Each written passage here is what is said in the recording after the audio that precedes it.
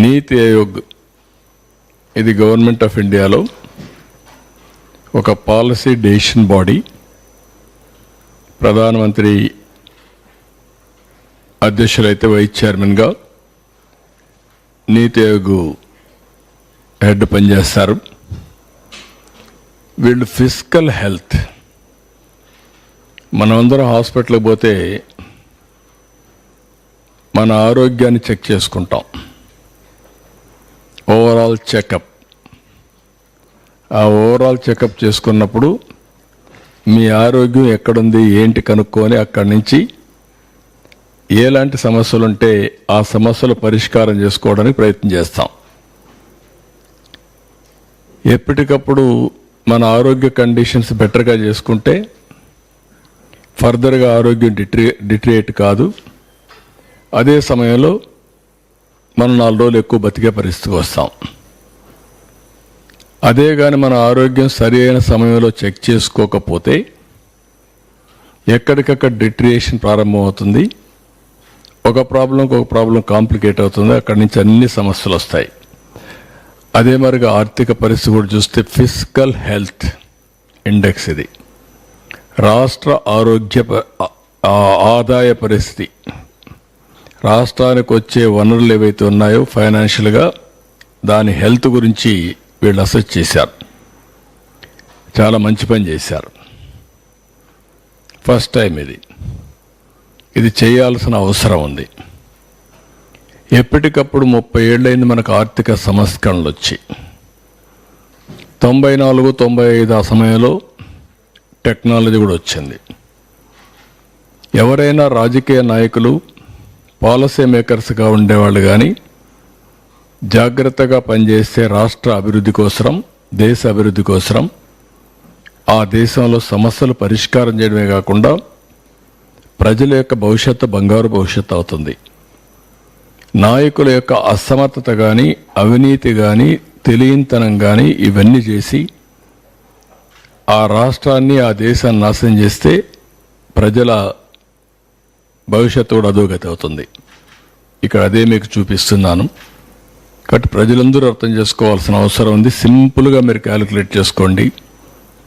మీ ఆరోగ్య పరిస్థితి క్షీణించినప్పుడు మీరు ఏ విధంగా సఫర్ అవుతారో మీరు పని చేయలేరు. ఆరోగ్య ఖర్చులు పెరుగుతాయి, ఇంట్లో వాళ్ళకు భారం అవుతారు. అక్కడి నుంచి మీ ఇంటి ఆర్థిక పరిస్థితి, మీ ఇంటి ఆనందం కూడా క్షీణించిపోయే పరిస్థితికి వస్తుంది. మీరు అనారోగ్యంగా ఉండి ఇంట్లో వాళ్ళందరినీ కూడా ఇబ్బంది పెట్టే పరిస్థితికి వస్తారు. అదే మరిగా ఈరోజు రాష్ట్ర ఆర్థిక పరిస్థితి బాగలేనప్పుడు ఈ రాష్ట్రంలో ఉండే ప్రజలందరికీ ఇబ్బందులు వస్తాయి. సంక్షేమాన్ని ఇవ్వలేం, ఎక్కువ పన్నులు పడతాయి. మళ్ళా అప్పులు కట్టడానికి మళ్ళీ అప్పులు చేయాలి. ఈ అప్పులు చేసిన తర్వాత అభివృద్ధికి డబ్బులు ఉండవు. డబ్బులు లేకపోతే ఇది ఒక విషియస్ సైకిల్. ఈ సైకిల్లో పడిన తర్వాత బయట రావడం చాలా కష్టం.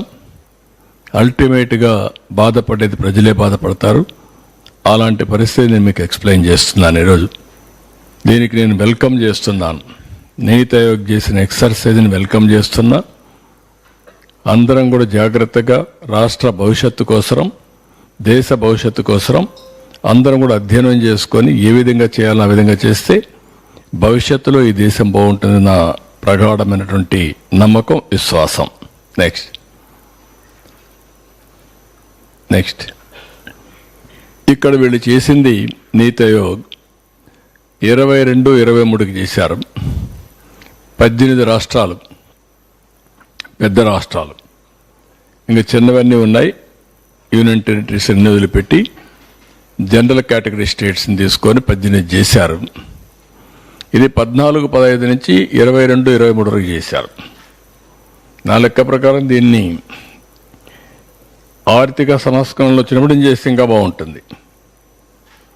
అప్పుడు ఏమవుతుందంటే ఒక అసెస్మెంట్ వస్తుంది, ఎవరి పరిపాలనలో ఏ విధంగా రివైవ్ అయిందని కూడా. అది ఇన్ కోర్స్ ఆఫ్ టైం వచ్చే అవకాశాలు కూడా ఉంటాయి.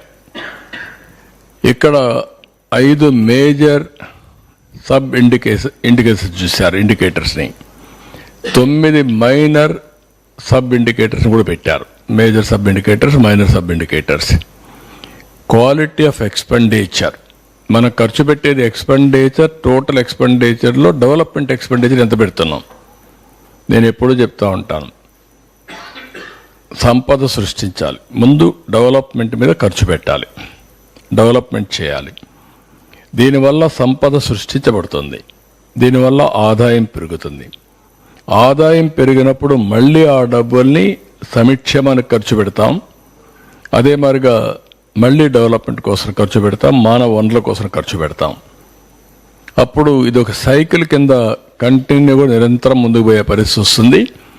అందుకనే ఇక టోటల్ ఎక్స్పెండిచర్లో డెవలప్మెంట్ ఎక్స్పెండిచర్ ఏ విధంగా పెడుతున్నాం.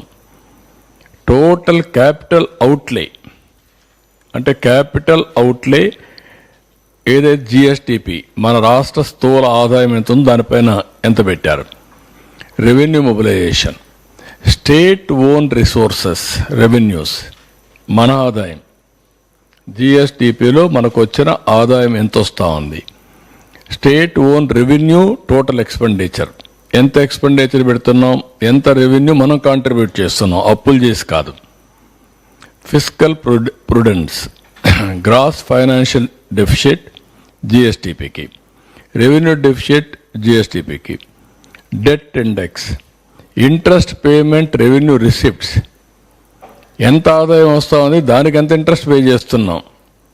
అవుట్ స్టాండింగ్ లైబిలిటీస్, ఎంత అప్పు ఉంది, ఎంత జిఎస్టిపి ఉంది.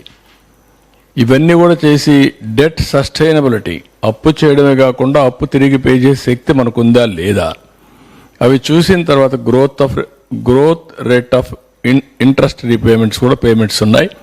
ఇవన్నీ పెట్టుకొని చేశారు. ఇది GSTP at current prices for the year 2022-23 తయారు చేసిన రిపోర్ట్. నెక్స్ట్.